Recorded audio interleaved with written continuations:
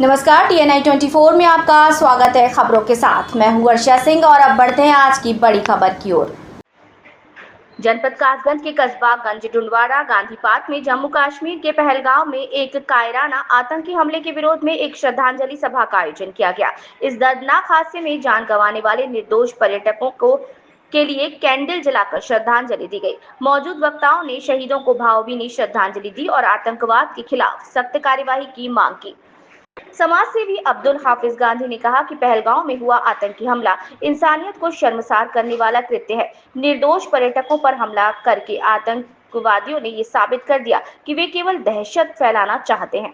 हम केंद्र सरकार से मांग करते हैं कि आतंकवाद के खिलाफ सख्त, निर्णायक और स्थायी कार्यवाही की जाए। साथ ही सुरक्षा एजेंसियों को मजबूत किया जाए ताकि इस तरह के हमलों की पुनरावृत्ति न हो। अन्य वक्ताओं ने अपने विचार व्यक्त किए।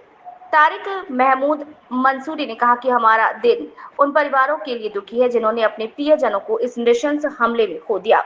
अब समय आ गया है कि सरकार आतंकवाद पर शून्य सहिष्णुता की नीति अपनाए और सुरक्षा ढांचे को आधुनिक बनाए। सभा के अंत में सभी उपस्थित जनों ने 2 मिनट का मौन रखकर शहीदों को श्रद्धांजलि दी और आतंकवाद के खिलाफ एकजुटता की शपथ ली। इस श्रद्धांजलि सभा में पूर्व सभासद नूर मोहम्मद, सत्यप्रकाश राठौर, उदित विजयवर्गीय, प्रधान कमलेश शाक्य, शिवशंकर गुप्ता, अंशुमान सक्सेना, वसीम कुरैशी, पुष्पेंद्र कुशवाहा, मुन्नालाल शाक्य, महमूद अब्बासी, सैयद कामरान, इमरान अंसारी, शकील अंसारी, गौरव गुप्ता, हाफिज इमरान, डॉक्टर संजीव शाक्य, जय सिंह, सूरज सिंह आदि ने पुष्प अर्पित कर श्रद्धांजलि दी। जो कश्मीर में हमला हुआ है, क्या कहना चाहिए? सबसे पहले तो मैं उस हमले में अपने जान गंवाने वाले सभी पर्यटकों की आत्मा की शांति की दुआएं करता हूं और जो चोटिल हैं, गंभीर रूप से घायल हो गए हैं, उनके स्वस्थ होने की कामना करता हूं। आज हम सभी लोग, हमारे पत्रकार बंधु, वरिष्ठ हमारे साथी लोग और समाज सेवी लोग यहाँ पर आए गांधी पार्क में। आके हम लोगों ने चर्चाएं भी की, उन हालातों को खुद समझने का भी प्रयास किया कि किस तरह से उन पर कायराना हमला हुआ और उसमें एक बड़ी हम लोगों के त्रासदी कह सकते हैं, उसको क्षति भी हुई है। तकरीबन 26 हमारे पर्यटक जो गए हुए थे वहाँ घूमने के लिए, अपनी लाइफ को एंजॉय करने गए थे, कुछ प्रकृति के आनंद लेने गए थे, लेकिन उनको मौत के घाट उतार दिया गया। हम लोग यहाँ एकत्रित हुए, हमने उनको श्रद्धा सुमन अर्पित की है, उनकी आत्मा की शांति के लिए।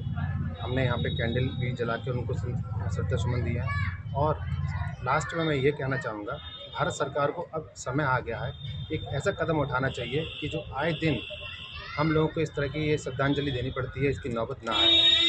जैसा कि आप जानते हैं कि भारत सरकार पूर्व में भी कई कड़े कदम उठा चुकी है, लेकिन अब उससे बड़ा कदम उठाने का समय आ चुका है, क्योंकि हालात बद से बदतर होते चले जा रहे हैं।